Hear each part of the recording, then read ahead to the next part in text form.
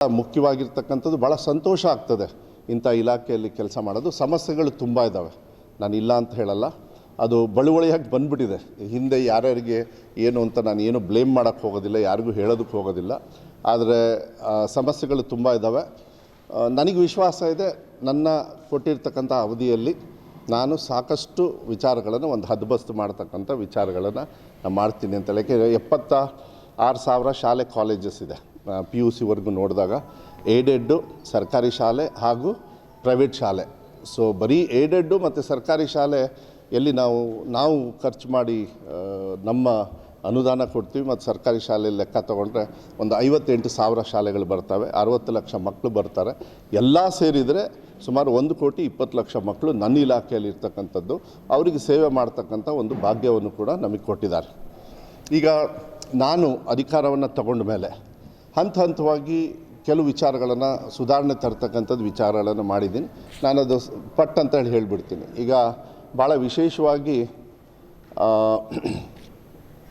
3 exam ಮಾಡ್ತಕ್ಕಂಥದ್ದು ತಾವೆಲ್ಲ ನೋಡಿದ್ದೀರಿ. ಕೆಲವು ಟೀಕಾ ಟಿಪ್ಪಣಿಗಳು ಬಂದು ಮಾಧ್ಯಮದಲ್ಲಿ ಅಷ್ಟೊಂದು ಬರಲಿಲ್ಲ, ಸೋಷಿಯಲ್ ಮೀಡಿಯಾದಲ್ಲಿ ಯೂಶಲಿ ವಿರೋಧ ಪಕ್ಷದವರು ಅವ್ರ ಕೆಲಸವನ್ನು ಅವ್ರು ಮಾಡ್ತಾರೆ.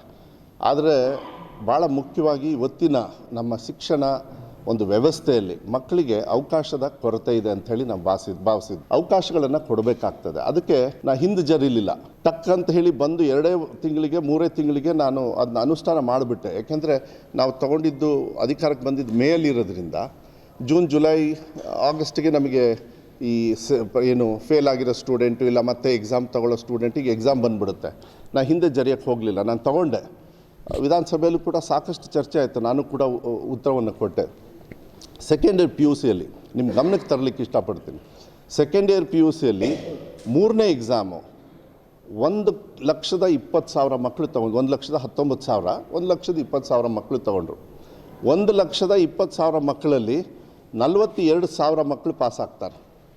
ನಾನು ಯಾಕೆ ಇದನ್ನು ಹೇಳ್ತೀನಿ ಅಂದರೆ, ನಾನು ಏನಾದರೂ ಆ ಕೆಲಸವನ್ನು ಮಾಡಿಲ್ಲ ಅಂದಿದ್ರೆ ಈ 1,00,000 ಮಕ್ಕಳು ಆ ವರ್ಷಕ್ಕೆ ಮತ್ತೆ ಕಾಲೇಜಿಗೆ ಹೋಗೋದಿಲ್ಲ. ಅವರು ಡ್ರಾಪ್ಔಟ್ಸ್ ಕಂಟಿನ್ಯೂ ಆಗುತ್ತೆ, ಅವ್ರಿಗೆ ಅವಕಾಶಗಳು ಕೊರತಾ ಇರ್ತದೆ. ಅದೇ ಈ 42,000 ಮಕ್ಕಳು ಪಾಸ್ ಆಗಿರೋದ್ರಿಂದ ಅದೇ ವರ್ಷಕ್ಕೆ ಅವ್ರ ಹೈಯರ್ ಎಜುಕೇಷನ್ನೋ ಇಲ್ಲ ಮುಂದುವರಿಸ್ತಕ್ಕಂಥದ್ದು ಡಿಪ್ಲೊಮೊ ಅವ್ರು ಏನು ಬೇಕಾದ್ರೂ ತೊಗೊಳ್ತಕ್ಕಂಥ ವ್ಯವಸ್ಥೆಯನ್ನು ಇವತ್ತು ನಾವು ಮಾಡಿಕೊಟ್ಟಿರೋದು ನನಗೆ ಭಾಳ ಹೆಮ್ಮೆ ಇದೆ. ಅದು ಸಕ್ಸಸ್ ಆಗಿದೆ. ಅದನ್ನು ಇಮಿಡಿಯೇಟಾಗಿ ನಾವು 10th ಸ್ಟ್ಯಾಂಡರ್ಡ್ಗೂ ಕೂಡ ಇಂಪ್ಲಿಮೆಂಟ್ ಮಾಡಿದ್ವಿ.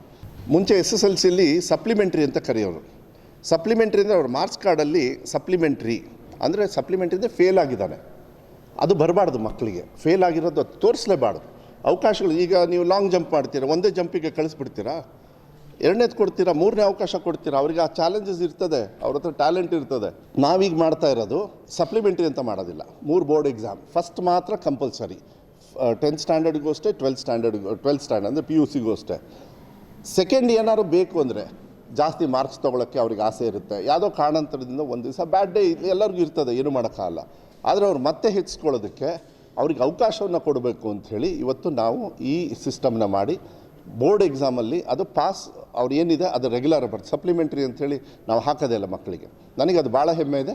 ಈ ಸತಿ ಫಾರ್ ದ ಫಸ್ಟ್ ಟೈಮ್ ಆಗಲೇ ಟೈಮ್ ಟೇಬಲ್ ಕೂಡ ನಾವು ಘೋಷಣೆ ಮಾಡಿದ್ವಿ. 10th ಸ್ಟ್ಯಾಂಡರ್ಡ್ದು ಅಷ್ಟೇ, PUCದು ಕೂಡ ಘೋಷಣೆ ಮಾಡಿ ಅದನ್ನು ಅನುಷ್ಠಾನಕ್ಕೆ ಬಿಟ್ಟಿದ್ದೀವಿ.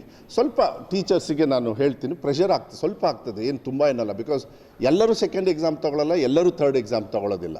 ಭಾಳ ಮಾರ್ಜಿನಲ್, ಭಾಳ ಕಮ್ಮಿ ಜನರು ಮಾತ್ರ ಫೇಲ್ ಆಗಿರೋರು, ಇಲ್ಲಾಂದರೆ ಜಾಸ್ತಿ ಮಾರ್ಕ್ಸ್ ತೊಗೊಳ್ಳೋದಕ್ಕೆ. ಇದು it's a very progressive thinking. ಇದನ್ನು ಮಾಡ್ತಕ್ಕಂಥದ್ದು ನಾವು ವ್ಯವಸ್ಥೆ ಮಾಡಿದ್ವಿ.